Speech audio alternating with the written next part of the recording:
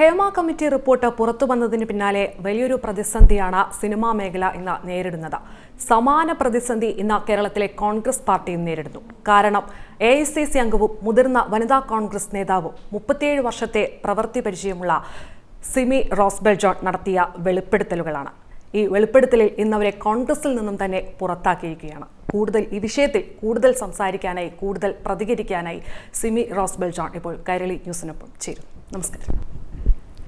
സിമി നടത്തിയ നിരവധി വെളിപ്പെടുത്തലുകൾ, ആരോപണങ്ങൾ, വിമർശനങ്ങൾ, ഇതിലൊക്കെ ഇപ്പോൾ സിമിക്കെതിരെ തന്നെ തിരിഞ്ഞിരിക്കുകയാണ് നേതൃത്വം. സിമി ഇപ്പോൾ പാർട്ടിയിൽ നിന്നും പുറത്താക്കിയിരിക്കുന്നു. ആദ്യത്തെ ചോദ്യം തന്നെ ഇതാണ്: എങ്ങനെയാണ് ഈ ഒരു പുറത്താക്കലിനെ കാണുന്നത്? ഒരു ഞെട്ടലുണ്ടോ, അതോ പ്രതീക്ഷിച്ചതാണോ ഇങ്ങനെ പുറത്താക്കുമെന്ന്? ഞാൻ ഒരു ദൈവവിശ്വാസിയായ ഒരാളാണ്.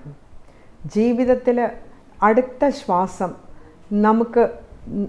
ശ്വാസം നമുക്കുണ്ടെങ്കിൽ മാത്രമേ നമുക്കൊരു കാൽച്ചുവട് മുന്നോട്ട് വയ്ക്കാൻ പറ്റൂ. അപ്പോൾ ആ ശ്വാസം നൽകുന്നൊരു ശക്തിയുണ്ട്. അതിൽ ഞാൻ വളരെയധികം പ്രത്യാശ അർപ്പിക്കുന്ന ഒരാളാണ്. എനിക്ക് ശബ്ദമുയർത്തണമെങ്കിൽ എപ്പോഴോ ആകാമായിരുന്നു.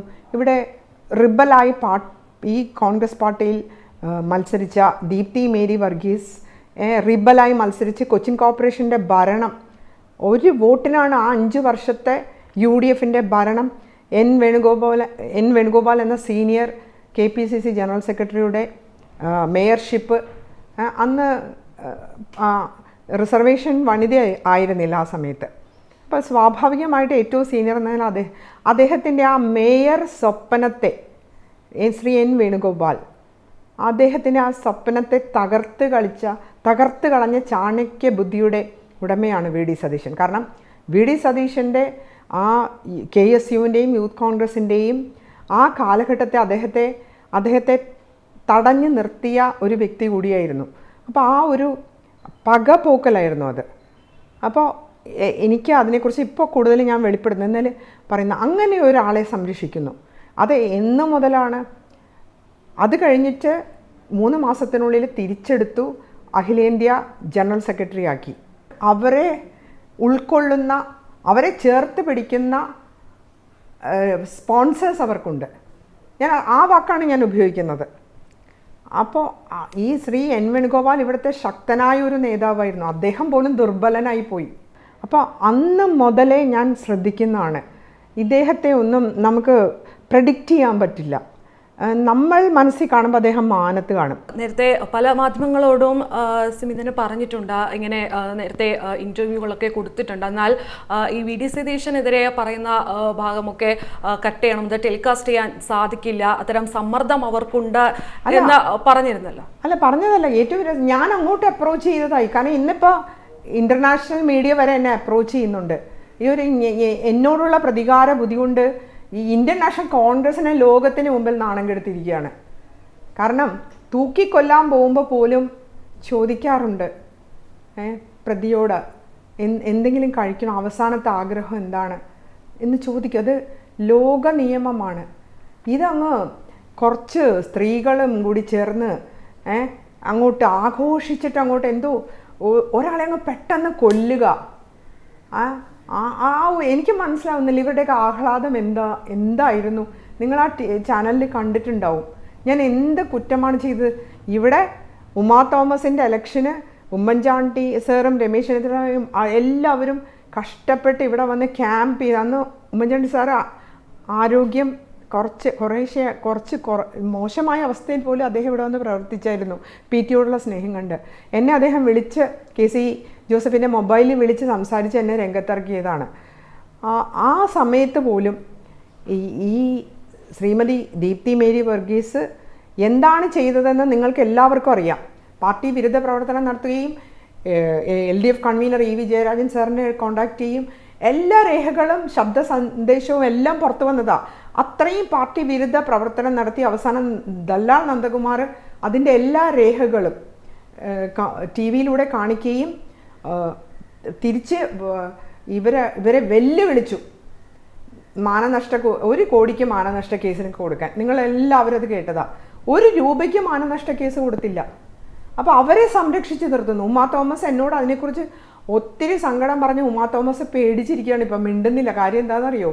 ഉമാ തോമസിന് അടുത്തവണ അവിടെ മത്സരിക്കാനുള്ളതാണ്, തോപ്പിച്ചു കൊടുക്കും. അപ്പം അതുകൊണ്ട് നിശബ്ദയാക്കുവാണ് എല്ലാവരെയും. അവർക്ക് വലിയ സങ്കടമുണ്ട് അതിൽ. അതായത് മിണ്ടാതിരുന്നാൽ മാത്രമേ ഇനി കോൺഗ്രസിൽ രക്ഷയുള്ളൂ എന്നാണോ? എനിക്ക് അങ്ങനെ തോന്നുന്നുണ്ട്. കാരണം ഇത്രയും വലിയ അനീതിയൊക്കെ നടന്നിട്ടേ MLA-മാരായ വനിതകൾ, കെ രമ്മ ഒരക്ഷരം മിണ്ടുന്നില്ല, എല്ലാത്തിനും പറയുന്നതാണ്. ഒരക്ഷരം മിണ്ടുന്നില്ല. ഞാൻ എന്ത് അനീതിയാണ് ചെയ്തത്? അനീതിയാണ് ചെയ്തത്? ഈ ഒരാൾ ഒരു തെറ്റ് ചെയ്താലാണ് ശിക്ഷിക്കപ്പെടുന്നത്.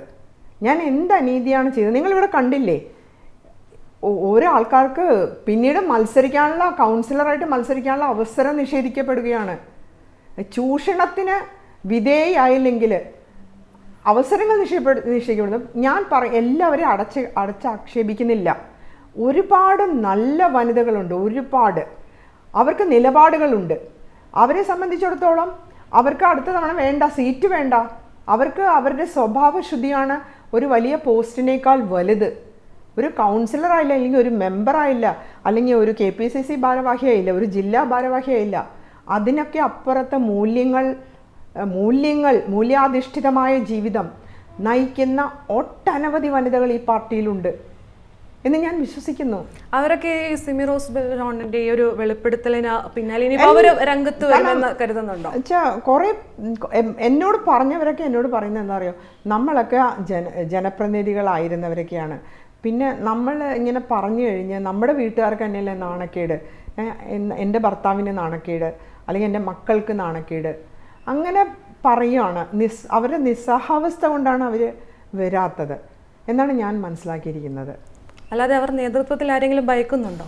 നേതൃത്വത്തെ ഇനി മത്സരിക്കാൻ ആഗ്രഹിക്കുന്നവർ ഭയക്കുന്നുണ്ട്. അതാരായിരിക്കും?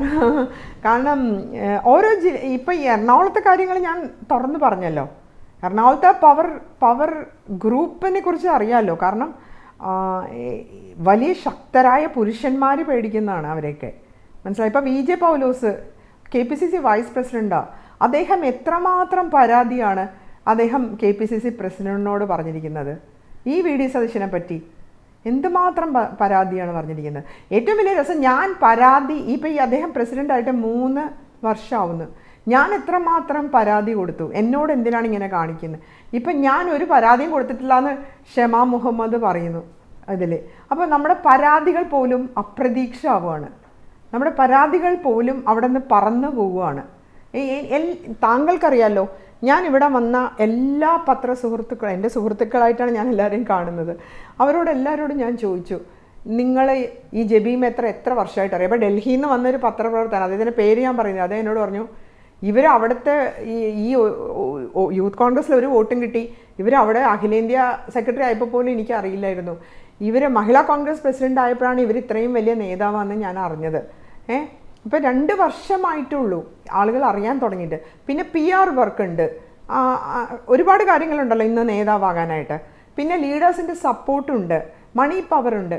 അപ്പം ഇതൊന്നും ആരും ചോദ്യം ചെയ്യാൻ പാടില്ല, അങ്ങനെ അവരെയൊക്കെ പേടിച്ച് ജീവിക്കേണ്ട ഒരു യഥാർത്ഥ കോൺഗ്രസ്സുകാരന് അല്ലെങ്കിൽ ഈ പാർട്ടിയിൽ പ്രവർത്തിച്ച ഒരാളെന്ന നില എന്നെ പുറത്താക്കിക്കോട്ടെ, ഒരു കാരണമില്ലാതെ പുറത്താക്കിക്കോട്ടെ. അല്ലെങ്കിൽ തന്നെ ഈ 5 വർഷം രമേശ് ചെന്നിത്തലയോട് തീർത്ത് പറഞ്ഞു, സിമിക്ക് ഒരു സ്പേസ് കൊടുക്കില്ല, സിമിക്ക് കൊടുക്കില്ല എന്ന് പറഞ്ഞു കഴിഞ്ഞു.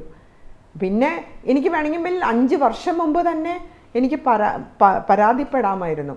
അത് പരാതിയല്ല, അതിന് പത്രസമ്മേളനം വിളിച്ചു കൂട്ടാമായിരുന്നു.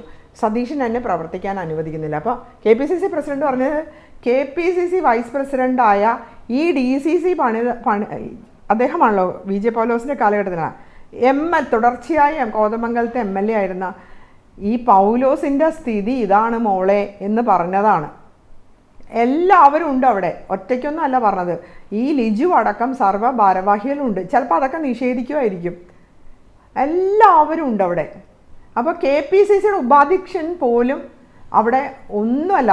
അദ്ദേഹം എപ്പോഴും ഒരു ദിവസം ഒരു മനോരമ പത്രത്തിൽ കണ്ടു, അദ്ദേഹത്തെ മീറ്റിംഗ് ഒന്നും അറിയിക്കില്ല എന്ന് പറഞ്ഞ് അദ്ദേഹം ക്ഷുഭിതനായി. അതായത് വയസ്സായ ആളുകളെല്ലാം വിട്ടുപോകാനാണ് ഇദ്ദേഹം പറയുന്നത്. പ്രായമാണോ ഇവർ കാണുന്ന മാനദണ്ഡം? എനിക്കറിയില്ല, എനിക്ക് തോന്നുന്നു എനിക്ക് അങ്ങനെയാണ് തോന്നുന്നത്. ഇതിപ്പോൾ ഈ VD സതീശനിൽ മാത്രം ആണോ ഇങ്ങനൊരു വിവേചനം നേരിട്ടത്? മറ്റ് നേതാക്കളിൽ നിന്നും ഇത്തരം സംഭവങ്ങൾ, ഇത്തരം ചൂഷണങ്ങളൊക്കെ ഉണ്ടായിട്ടുണ്ട്? ഞാൻ എൻ്റെ പൊതുരംഗത്ത് ഈ ആളുകളോട് മോശമായിട്ട് പെരുമാറുന്ന ഒരു നേതാവിനെ കണ്ടിട്ടില്ല. ആളുകളോട് ഒരിക്കലും. രമേശ് ആണെങ്കിലും ഉമ്മൻചാണ്ടി സാറാണെങ്കിലും എന്ത് പൊളൈറ്റാണ്, എന്ത് ഡൗൺ ടു എർത്താണ്. ഒരു ഏഷ്യാനെറ്റ് സാറൊക്കെ ആണെങ്കിൽ നമ്മൾ ചെല്ലുമ്പോൾ അദ്ദേഹം എണീറ്റ് നിന്നാണ് സ്വീകരിക്കുന്നത്. അങ്ങനെയൊക്കെ ഒരു സംസ്കാരമുണ്ട്. ഞാൻ അത്ഭുതപ്പെടുകയാണ്. ഇങ്ങനെ ആട്ടിപ്പായിക്കുക, വേദനിപ്പിക്കുക, ആളുകളെ കരയിപ്പിക്കുക, ഒരുതരം സാഡിസമാണ്, ഒരു പ്രതികാര ബുദ്ധിയാണ് എന്നാണ് ഞാൻ മനസ്സിലാക്കിയിരിക്കുന്നത്. അല്ലാതെ ഞാൻ അദ്ദേഹത്തോട് എന്ത് തെറ്റാണ് ഞാൻ ചെയ്തതെന്ന് എനിക്കറിയില്ല. ഇപ്പം തന്നെ KPCC പ്രസിഡന്റ് പറഞ്ഞു, എൻ്റെ പരാതി പരിശോധിക്കും. നിങ്ങളെല്ലാവരും കണ്ട, നിങ്ങളതൊന്ന് റിപ്പീറ്റ് ചെയ്യണം. അദ്ദേഹത്തിനെ പേടിപ്പിച്ച് സ്തംഭിപ്പിച്ച് നിർത്തിയിട്ടാണ് അദ്ദേഹം 1 മണിക്കൂറിനുള്ളിലാണ് എന്നെ പുറത്താക്കിയത്. ഇവിടെ ഒരു അച്ചടക്ക സമിതിയുണ്ട്, തിരുവഞ്ചൂർ രാധാകൃഷ്ണൻ MLA ചെയർമാനായിട്ടുള്ള. അത് എന്തിനു വേണ്ടിയായിരുന്നു? ആ അച്ചടക്ക സമിതിയെ പോലും ആ അച്ചടക്ക സമിതിക്ക് പേടിയായിരിക്കും ചിലപ്പോൾ VD സതീശനെ. അല്ലെങ്കിൽ തിരുവഞ്ചൂർ രാധാകൃഷ്ണൻ എന്ന വ്യക്തി ഒന്ന് ചോദിക്കുമായിരുന്നു, എന്താണ് കാരണം എന്നൊന്ന് അറിയണമല്ലോ. എന്താണ് കാരണം? സിമി റോസ്ബെൽ അങ്ങനെ വനിതകളെ ചീത്ത പറയുന്ന ആളല്ലെന്ന് അദ്ദേഹത്തിന് അറിയാം. ഞാൻ വനിതകളെ ചേർത്ത് പിടിക്കുന്ന ഒരാളാണെന്നും എല്ലാ കാലത്തും എൻ്റെ വണ്ടിയിൽ ഒരു 5-6 വനിതകളെ ഒരുമി ഇരിക്കാൻ 4 പേർക്കൊക്കെ അല്ലേ പറ്റുള്ളൂ. അങ്ങനെയാണ് ഞങ്ങൾ പോകുന്നത് ഓരോ പരിപാടികൾക്കും എല്ലാത്തിനും. അപ്പോൾ അദ്ദേഹം അത് ഒരുപാട് തവണ കണ്ടിട്ടുള്ള ഒരാളാണ്. അപ്പോൾ ഞാൻ അങ്ങനെ ചെയ്യാൻ ഒരു സാധ്യതയില്ല എന്ന് അറിയാവുന്നൊരു വ്യക്തിയാണ് അദ്ദേഹം. പക്ഷെ അദ്ദേഹം പോലും ഇദ്ദേഹത്തെ ഭയപ്പെടുകയാണ്.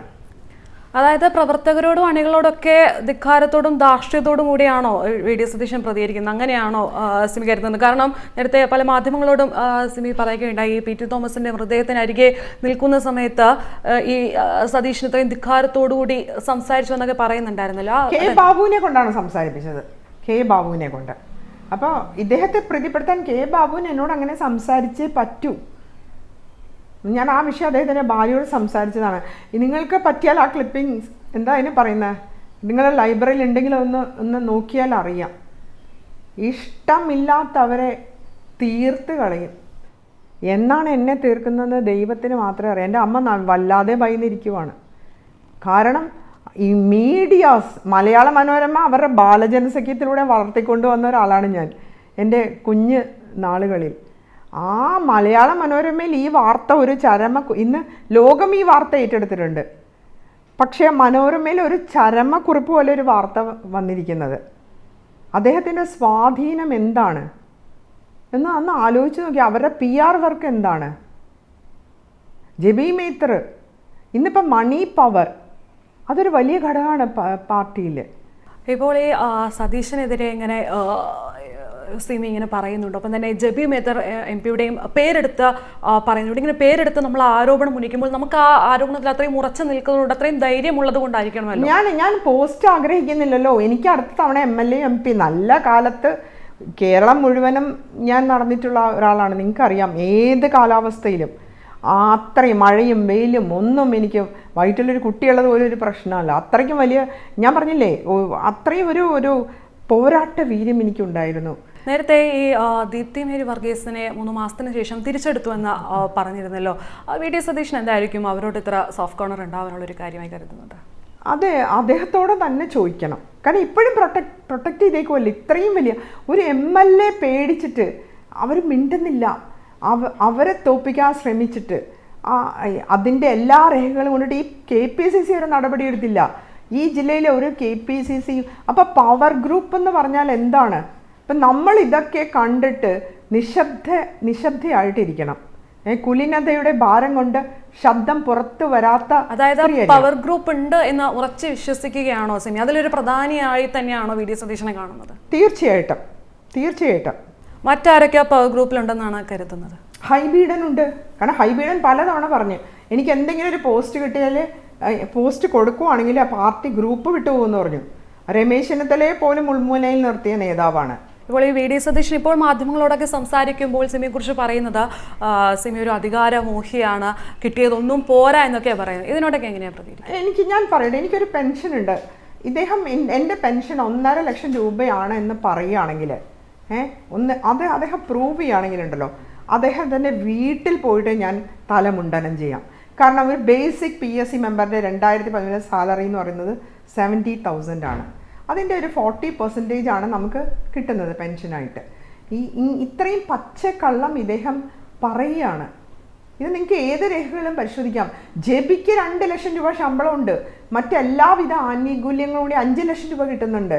ഈ 2 വർഷത്തെ ഒരു ലീഡർഷിപ്പിൻ്റെ ഒരു എന്താ പറയുക, ആ പൊലിമയിൽ കിട്ടുന്നുണ്ട്. ഞാൻ പറയട്ടെ, ഹൈബീഡിന് കിട്ടുന്നുണ്ട് 2 ലക്ഷം രൂപയോളം ശമ്പളം കിട്ടുന്നുണ്ട്, മറ്റുള്ള എല്ലാ ആനുകൂല്യങ്ങളും കിട്ടുന്നുണ്ട്, മെഡിക്കൽ റീഎംബേഴ്സ്മെൻറ്റ് കിട്ടുന്നുണ്ട്, MLA പെൻഷൻ കിട്ടുന്നുണ്ട്. അതിലൊന്നും ഒരു പ്രശ്നവും ഇല്ല. ഹൈബീഡൻ 2 കൊല്ലം കൊണ്ട് ജില്ലാ പ്രസിഡൻ്റായിട്ടാണ് വന്നത്. തുടക്കത്തിലെ സംസ്ഥാന പ്രസിഡൻ്റായി, 6 മാസം കഴിഞ്ഞപ്പോൾ ദേശീയ പ്രസിഡൻ്റായി, 2 തവണ MLA ആയി, 1 തവണ പാർലമെൻറ്റ് അംഗമായി. അതിലൊന്നും അദ്ദേഹത്തിന് പ്രശ്നം. അദ്ദേഹത്തിന് MLA പെൻഷൻ ഉണ്ട്, അദ്ദേഹത്തിന് പ്രശ്നമില്ലല്ലോ. ഷാനിമോൾ എത്ര തവണ മത്സരിച്ചു? പാർലമെൻറ്റിൽ മത്സരിച്ചു, 3 തവണ അസംബ്ലിയിൽ മത്സരിച്ചു, മുനിസിപ്പാലിറ്റിയിൽ അവിടെ ആലപ്പുഴ മുനിസിപ്പൽ കോർപ്പറേഷനിൽ മത്സരിച്ചു, പ്രശ്നമില്ലല്ലോ. ഈ ബിന്ദു കൃഷ്ണ പാർലമെന്റിൽ മത്സരിച്ചില്ല, എത്ര തവണ അസംബ്ലി മത്സരിച്ചു. അതായത് ഇഷ്ടമില്ലാത്തവരെ തീർത്ത് കളയും വി ഡി സതീശൻ എന്ന് താങ്കൾ പറയുകയുണ്ടായി. എന്താണ് അതിനുള്ളൊരു മാനദണ്ഡം? എന്താണ് ആ ഇഷ്ടം? എന്താണ് ആ മാനദണ്ഡം എന്താണെന്ന് അദ്ദേഹത്തോട് തന്നെ താങ്കൾ ചോദിക്കണം. കാരണം അദ്ദേഹം തന്നെ എത്ര തവണ, ഇന്നിപ്പോൾ എൻ്റെ വാട്സാപ്പിൽ ഞാൻ കാണിച്ചു തരാം, താങ്കൾക്ക് മെസ്സേജ് വന്നിട്ടുണ്ട്, വേണമെങ്കിൽ താങ്കൾ അത് ഇതിൽ കൊടുക്കണം. കാരണം ഇദ്ദേഹത്തിനെതിരെ എത്രമാത്രം ടെക്സ്റ്റ് മെസ്സേജുകളാണ്. അതിൽ പ്രധാനപ്പെട്ട ഒരു 4-5 എണ്ണം ഞാൻ കാണിക്കാം. അപ്പോൾ അതിൻ്റെ അകത്ത് ഒരെണ്ണം പറഞ്ഞിരിക്കുന്നത്, ചേച്ചി പറയണം, ഇദ്ദേഹം പറഞ്ഞിരുന്നു തീവെട്ടിക്കൊള്ളയാണ് ഉമ്മൻചാണ്ടി സാറിൻ്റെ ഭരണം. അത് ഉമ്മൻചാണ്ടി സാറ് ഇതിനെക്കുറിച്ച് അത്രയും മോശമായിട്ട്, കേരളത്തിൻ്റെ ഒരു ചീഫ് മിനിസ്റ്ററാണ് ഇദ്ദേഹം, അതിലെ ഒരു MLA ആണ്. ഇദ്ദേഹത്തിന് മന്ത്രിയാവാൻ പറ്റാഞ്ഞതിൻ്റെ ഒരു ഫ്രസ്ട്രേഷൻ എന്ന് വേണമെങ്കിൽ പറയാം. എന്നെ പറയുന്നുണ്ടല്ലോ, അപ്പം ഞാൻ തിരിച്ച് പറയുകയാണ്. ആ ഒരു ഇതിൽ കേരളത്തിൻ്റെ മുഖ്യമന്ത്രിയെ തന്നെ അപമാനിച്ച് വിടുവാണ് അദ്ദേഹം. ഒരു ക്രിസ്ത്യൻ വനിത രാഷ്ട്രീയകാര്യ സമിതിയിലില്ല, ഒരു ക്രിസ്ത്യൻ വനിതയില്ല. അവിടെ ഹൈബീഡനെ വെച്ചു. കാരണം ഹൈബീഡൻ ഓൾറെഡി MP ആണ്, MLA ആയിരുന്നു. 3ാമതൊരു പോസ്റ്റ് കൊടുത്തു. ചിന്തൻ ശിബിരത്തിൽ ഒരാൾക്ക് ഒരു പോസ്റ്റ് എന്നാണ് പറയുന്നത്. അപ്പോൾ അവർക്കൊക്കെ എന്ത് വേണമെങ്കിലും ചെയ്യാം. അപ്പോഴും ഞാൻ വരാൻ പാടില്ല. കാരണം അദ്ദേഹം വേറെ ക്രിസ്ത്യൻ വനിതകളെ കൊണ്ടുവന്നേക്കുവാണ്, MLA-മാരായിട്ട് നിർത്തിയിരിക്കുവാണ്. ഇനി അടുത്ത പണി വിനോദിനിട്ടായിരിക്കും. മനസ്സിലായോ? ഭയങ്കര ദീർഘവീക്ഷണത്തോടെയാണ് എല്ലാം കാണുന്നത്. ഇപ്പോൾ ഈ പവർ ഗ്രൂപ്പിൽ ഹൈബീഡൻ MP കൂടി ഉണ്ടെന്ന് താങ്കൾ പറയുകയുണ്ടായി. അദ്ദേഹത്തിൽ നിന്നും ഇത്തരം മോശം അനുഭവങ്ങളോ ഇങ്ങനെയുള്ളൊരു അധികാരത്തോടുകൂടിയുള്ള ഒരു പെരുമാറ്റമോ അങ്ങനെയൊക്കെ ഉണ്ടായിട്ടുണ്ട്? അത്ര ഒരു വിവേചനമോ അവഗണിക്കലോ അദ്ദേഹത്തിൻ്റെ ഭാഗത്തുനിന്നും ഉണ്ടായിട്ടുണ്ട്? അല്ല, ഞാൻ അദ്ദേഹത്തെ നന്നായി പഠിച്ചു. കാരണം ഈ വായിൽ വെള്ളിക്കരണ്ടിയായിട്ട് വരുന്ന ആൾക്കാർക്ക് ചിലപ്പോൾ നമ്മൾ എറണാകുളത്തെ ഒരു അത്രയും നല്ലൊരു ലാറ്റിൻ കാത്തലിക്സിൻ്റെ മെജോറിറ്റി ഉള്ളൊരു സ്ഥലമൊക്കെ ജയിച്ചു പോകാം. പക്ഷേ ഈ വായിൽ വെള്ളിക്കരണ്ടിയായിട്ട് വരുന്നവർക്ക് എല്ലാം ഒരു എന്താ പറയുക, ഒരു സാമട്ടാണ്. അവർക്കൊക്കെ കഷ്ടപ്പാടോ വേദനയോ സഹനമോ ജയിൽവാസമോ ഒന്നും അറിയില്ല അവർക്കൊന്നും. അപ്പോൾ ആ ഒരു എന്താ പറയുക, സുഖലോഭ് എന്താ പറയുക, ആ വേർഡ് അല്ലെങ്കിൽ ഒരു ലക്ഷറി ആയിട്ടുള്ളൊരു ജീവിതമാണ് അവരുടെയൊക്കെ. താങ്കൾ സജീവമായി പ്രവർത്തിച്ചുകൊണ്ടിരുന്ന ആ ഒരു കാലഘട്ടത്തിലൊക്കെ വി ഡി സതീശൻ എന്ന് എവിടെയായിരുന്നു? ഞാൻ കണ്ടിട്ടില്ല അദ്ദേഹത്തിന്. അദ്ദേഹം ഒരു സ്കൂട്ടർ ഉന്തിക്കൊണ്ടു പോകുന്നത് ഞാൻ എപ്പോഴും കണ്ടിട്ടുണ്ട്. പിന്നെ അദ്ദേഹം എന്താ പറയുക, കഴിവൊക്കെ ഉണ്ടായിരുന്നു, അതൊന്നും ഞാൻ നിഷേധിക്കുന്നില്ല. പക്ഷെ കഴിവ് മാത്രം പോരല്ലോ, കുറച്ച് ദൈവാനുഗ്രഹം കൂടി ഉണ്ടാവണം. നേരത്തെ പറയണ്ടല്ലോ ഒരു മണി ചെയിൻ്റെ ഒരു കാര്യം പറയണ്ടായല്ലോ. അല്ല, എൻ്റെ അടുത്ത് മണി ചെയിന്, എൻ്റെ അടുത്ത് മാത്രമല്ല, ആ കാലഘട്ടത്തിൽ ഏത് യൂത്ത് കോൺഗ്രസ്സുകാരോട് ചോദിച്ചാലും അറിയാം. അദ്ദേഹം മണി ചെയിന് ഞങ്ങളെ ചേർക്കണം എന്ന് ആഗ്രഹിച്ചതാണ്. 3000 രൂപയുടെ ഒരു DD എടുത്ത് കൊടുത്താൽ നമുക്കിങ്ങനെ മാസം പൈസ വന്നുകൊണ്ടിരിക്കുന്നു. എൻ്റെ പിതാവ് പറഞ്ഞതിൽ ചേരണ്ടെന്ന്. അതിനെക്കുറിച്ചൊക്കെ ഒത്തിരി വാർത്തകൾ വന്നിട്ടുള്ളതാണ്. ഇപ്പോൾ തെളിവുകളുണ്ടെന്ന് ഇപ്പോൾ കഴിഞ്ഞ കുറച്ച് ദിവസങ്ങളായി താങ്കൾ പറയുന്നുണ്ട്. അത് എപ്പോഴായിരിക്കും ഇനി പുറത്തോടെ? എന്തൊക്കെ കാര്യങ്ങളുള്ളൊരു തെളിവുകളാണ് താങ്കളുടെ കയ്യിലുള്ളത്? മോശമായിട്ട് പെരുമാറിയതിൻ്റെ തെളിവുകളാണുള്ളത്. ഇത്രയും സംഭവ വികാസങ്ങൾ ഇവിടെ നടക്കുമ്പോൾ KPCC പ്രസിഡന്റിന്റെ നിലപാട് എന്താണ്? അദ്ദേഹത്തോട് സംസാരിച്ചോ? അദ്ദേഹത്തിന് ഞാൻ ഒരു മാസം മുമ്പ് അദ്ദേഹത്തെ കണ്ടിരുന്നു. പിന്നെ അദ്ദേഹം കല്യാണത്തിൻ്റെ തിരക്കിലൊക്കെ ആയിരുന്നല്ലോ. അപ്പോൾ അദ്ദേഹം പറഞ്ഞത്, അദ്ദേഹം എപ്പോൾ കാണുമ്പോഴാണ് VD സതീശൻ സമ്മതിക്കുന്നില്ല, ഹൈബി ഇടാൻ സമ്മതിക്കുന്നില്ല, ഇതാ അദ്ദേഹത്തിന് പറയാനുള്ളൂ. ഇപ്പോൾ VD സതീശനും ഹൈബിഡിനും മാത്രമല്ല, ഇപ്പോൾ താങ്കൾക്കെതിരെ തിരിഞ്ഞിരിക്കുന്നത് കോൺഗ്രസിലെ തന്നെ മറ്റ് വനിതാ നേതാക്കൾ കൂടിയാണ്. അവർക്ക് മത്സരിക്കണ്ടേ? അവർക്ക് പാർലമെന്റിലും അസംബ്ലിയിലും പോകണ്ടേ? അവർക്ക് KPCCയുടെ ഇനിയിപ്പോൾ മഹിളാ കോൺഗ്രസ് കഴിഞ്ഞ് നേരെ KPCC ഭാരവാഹി ആവണ്ടേ? അപ്പോൾ അവർ പോസ്റ്റ് ആഗ്രഹിക്കുന്ന ആളുകളാണ്. അപ്പോൾ അദ്ദേഹത്തോട് ചേർന്ന് നിന്നേ പറ്റൂ. ഞാൻ അവരെ കുറ്റം പറയുന്നില്ല. ഇല്ലെങ്കിൽ സിമിയുടെ അവസ്ഥയായിരിക്കും അവർക്കും എന്നാണ് എനിക്ക് അതിനെക്കുറിച്ച് അവരോട് ചോദിക്കണം. എൻ്റെ അവസ്ഥ എന്ന് വെച്ചാൽ ഞാൻ എപ്പോഴും സന്തോഷവതിയാണ്. ഇവരെനിക്കൊരു പോസ്റ്റ് തന്നില്ല എന്ന് പറഞ്ഞ് ഞാൻ വീട്ടിലിരിക്കുന്നതെന്ന് പറഞ്ഞ് ഇവർ പരിഹസിക്കുന്നുണ്ട്. ദൈവം ഇവരെ വീട്ടിലിരുത്താതിരിക്കട്ടെ. താങ്കൾ ഒരിക്കൽ പറയുകയുണ്ടായി, ഈ DK ശിവകുമാർ കേരളത്തിലേക്ക് 30 കോടിയോളം രൂപ നൽകി തെരഞ്ഞെടുപ്പ് കാലത്തെന്ന് പറഞ്ഞിരുന്നു. ആ പണമൊക്കെ എവിടെ പോയി? അതിൻ്റെ കുറച്ച് രേഖകളായിട്ട് ഒരാൾ ഇന്നലെ സത്യത്തിൽ എന്നെ ഫോൺ ചെയ്തിട്ടുണ്ടായിരുന്നു, എനിക്ക് തരാം. അപ്പം ഞാൻ അത് പറഞ്ഞ് എനിക്ക് എല്ലാ കാര്യവും, ഞാൻ വനിതകളുടെ പ്രശ്നങ്ങൾ മാത്രമാണ് ഞാൻ പറയുന്നത്. ഇവിടെ നട്ടലുള്ളൊരു കോൺഗ്രസ്സുകാരനും ഇല്ലേ? ഒരാളും ഇല്ലേ? ഒരു നേതാവില്ലേ കേരളത്തിൽ? അവസാനമായൊരു ചോദ്യം, ഇനി എന്താണ് താങ്കളുടെ ഇനി ഒരു അടുത്ത നീക്കം? ഇനി അടുത്ത പ്ലാൻ എങ്ങനെയാണ്? ഇപ്പോൾ തെളിവുകളൊക്കെ കയ്യിലുണ്ടെന്ന് പറയുന്നുണ്ട്, അതൊക്കെ ഇനി എന്നായിരിക്കും തീർച്ചയായിട്ടും അവർ സമ്മതിക്കുന്ന ആ നിമിഷം ഞാനത് പുറത്തുവിടും. കാരണം ഇനിയിപ്പോൾ എനിക്ക് ആരുടെയും മുഖരക്ഷിക്കേണ്ട ആവശ്യമില്ലല്ലോ. അപ്പോൾ ആ കാര്യത്തിൽ ഞാൻ അഡാമൻ്റ് ആണ്. ഇപ്പോൾ ദേശീയ നേതൃത്വത്തിനെ സമീപിക്കാൻ ഉദ്ദേശിക്കുന്നുണ്ടോ? ACC അംഗമാണ്, നമുക്കറിയാം. നേതൃനിരയിൽ തന്നെ വനിതകളുള്ള സോണിയാഗാന്ധി, പ്രിയങ്ക ഗാന്ധി ഒക്കെയാണ് പാർട്ടിയിലെ നേതൃനിരയിൽ തന്നെ ഉള്ളത്. അപ്പോൾ അവരെ സമീപിക്കാനോ അവരോട് ഇവിടെ നേരിടുന്ന ഞാൻ ഇതൊക്കെ ഒന്ന് പഠിച്ചുകൊണ്ടിരിക്കുകയാണ്. ഇത് എവിടം വരെ പോകും എനിക്ക് കാണണം. കാരണം ഞാനായിട്ട് ഒന്നും ഉണ്ടാക്കിയതല്ല. കാരണം എനിക്ക് ഈ പാർട്ടിയിൽ പ്രവർത്തിക്കാനുള്ള ഒരു സ്പേസ് എന്നെ KPCCയിൽ കേട്ടില്ല എന്നങ്ങോട്ട് ഷട്ടിച്ചിട്ട് അങ്ങ് ആനന്ദിച്ചിരിക്കുമായിരുന്നു. ഇങ്ങനെ ഈ ഒരു 5 വർഷം ഞാൻ തീർന്നു പോയി, സിമി റോസ്ബെൽ ആരോർക്കാൻ എന്നൊക്കെ. പക്ഷെ ദൈവം ഓർത്തേ. അപ്പോൾ ഈ മറ്റുള്ളവരെ അധികം ദ്രോഹിക്കാൻ പോകരുത്. നമ്മൾ എല്ലാവരും കൈവെട്ടുകയല്ല. AK ആന്റണി സാറ്, അദ്ദേഹം 2 തവണ കേന്ദ്രമന്ത്രിയായിരുന്നു, ഭക്ഷ്യ മന്ത്രിയായിരുന്നു, ഡിഫൻസ് മന്ത്രിയായിരുന്നു, മുഖ്യമന്ത്രിയായിരുന്നു, വർക്കിംഗ് കമ്മിറ്റിയാണ്. അദ്ദേഹത്തോടൊരു പ്രസ് കോൺഫറൻസിൽ വെച്ച് എന്ത് മോശമായിട്ടാണ് പെരുമാറിയത്. കൈ തട്ടി മാറ്റി. UDFൻ്റെ കൺവീനർ MM ഹസൻ, അദ്ദേഹത്തിൻ്റെ കൈ തട്ടി അദ്ദേഹമൊക്കെ അനുഭവിക്കുന്ന ഒരു ആത്മവേദനയുണ്ടല്ലോ. പിന്നെ വേറെ നമ്മുടെ ചാണ്ടിമോൻ്റെ ഇലക്ഷന് അന്ന് നാട്ടകം സുരേഷ് എൻ്റെ കൂടെ യൂത്ത് കോൺഗ്രസിൻ്റെ ഭാരവാഹിയായിരുന്നു. അദ്ദേഹം ഒരു ഷാൾ ഇടാൻ പോയാൽ ഷാൾ വലിച്ചെറിഞ്ഞല്ല, അങ്ങ് എനിക്ക് തോന്നുന്നു വെട്ടിത്തിരിഞ്ഞ് ആ നാട്ടക സുരേഷിൻ്റെ മുഖം ഞാൻ ഓർക്കുന്നുണ്ട്. ഇല്യഭ്യനായിട്ട് അദ്ദേഹം ദാരുണമായിട്ട് പത്രക്കാരുടെ മുമ്പിൽ നിൽക്കുന്നത്. ഒരു ഷാൾ ഇടാൻ പോകുമ്പോൾ നമുക്ക് അയാളോട് ഇഷ്ടമില്ലായിരിക്കാം, പക്ഷെ ആ ഷാള് വാങ്ങിക്കാം ഇല്ലേ? പരസ്യമായിട്ട് അപമാനിക്കണം. അന്ന് KPCC പ്രസിഡന്റിനെ എന്തോരം അപമാനിച്ച്. അങ്ങേരുടെ കയ്യിൽ നിന്ന് മൈക്കെടുത്തിട്ട് ഞാൻ പറയാം, KPCC പ്രസിഡൻ്റാണ്. അപ്പം ഇതൊക്കെ ലോകത്തിലുള്ള എല്ലാവരും കാണുകയാണ്. KC വേണുഗോപാൽ അങ്ങനെ ചെയ്യൂ? രമേശ് ചെന്നിത്തല അങ്ങനെ ചെയ്യൂ? അപ്പം എല്ലാവരെയും പേടിപ്പിച്ച് സ്തംഭിപ്പിച്ച് നിർത്തുവാണ്. ലതിക ചേച്ചിയോടൊക്കെ എത്രയോ പേര് അവരുടെ മോശം അനുഭവങ്ങൾ പറഞ്ഞിട്ടുണ്ട്. ലതിക ചേച്ചി എന്ത് ചെയ്തത്? ലതിക ചേച്ചിക്ക് അത്രയും ഏജ് ആയിട്ടില്ല, എന്നിട്ട് പോലും ലതിക ചേച്ചിക്ക് ജയിക്കാവുന്ന ഒരു സീറ്റ് കൊടുത്തില്ല. എത്ര വേദനയോടെ, എത്ര അപമാനിതയായിട്ട് തല മുണ്ഡനം ചെയ്ത് ശാപവാക്കുകൾ ഉരുവിട്ട് കണ്ണുനീര് ആ KPCC ഓഫീസിൽ വീണ് എന്നിട്ടാണ് അവർ പോയത് ഇല്ലേ? ശോഭന ചേച്ചി ഔഷധിയുടെ ചെയർപേഴ്സണാണിപ്പോൾ ഇല്ലേ? ശോഭന ചേച്ചി എന്ത് ചെയ്തിട്ടാ? പിന്നെ ലതിക സുഭാഷ്, ശോഭന ചേച്ചി, ഷാഹിദ കമാൽ, ജമീല ഇബ്രാഹിം, ഒരാളും കൂടി ഉണ്ടല്ലോ നമ്മുടെ പത്മജ ചേച്ചി. അങ്ങനെ എത്ര ഇനിയിപ്പോൾ സീനിയറായിട്ടുള്ളത് നമ്മുടെ ഷാനിമോൾ ഉസ്മാനും ബിന്ദുവും മാത്രമാണുള്ളത്. അപ്പം ഞാനും പോയില്ലേ. അവരുടെയും ഗതി അധോഗതിയായിരിക്കും. കാരണം ഒരു ജില്ലയിൽ 2 വനിതകൾക്കൊക്കെ കൊടുക്കാൻ പറ്റുള്ളൂ. അപ്പം എനിക്ക് തോന്നുന്നില്ല, ഇവരെയൊക്കെ പ്ലീസ് ചെയ്ത് നടന്നോട്ടെ, അവരൊക്കെ MLA ആയിക്കോട്ടെ. പക്ഷേ എന്നാലും ഞാൻ സംശയിക്കുന്നുണ്ട്, ഇവരുടെ ഒരു ഏജ് ഉണ്ടല്ലോ, ഏജ് ബാർ, അതെങ്ങനെ വരുന്നെന്ന് എനിക്കറിയില്ല. കാരണം നമ്മൾക്ക് ഞാൻ എപ്പോഴും വിചാരിക്കും, ദൈവമേ എൻ്റെ സീനിയേഴ്സ് എല്ലാവരും പോയല്ലോ, എന്തൊരു സങ്കടമാണ്. എനിക്ക് സങ്കടമുണ്ട് ഇപ്പോഴും. അവരൊന്നും പോവരുത്, അവരൊക്കെ ചേർത്ത് നിർത്തണം.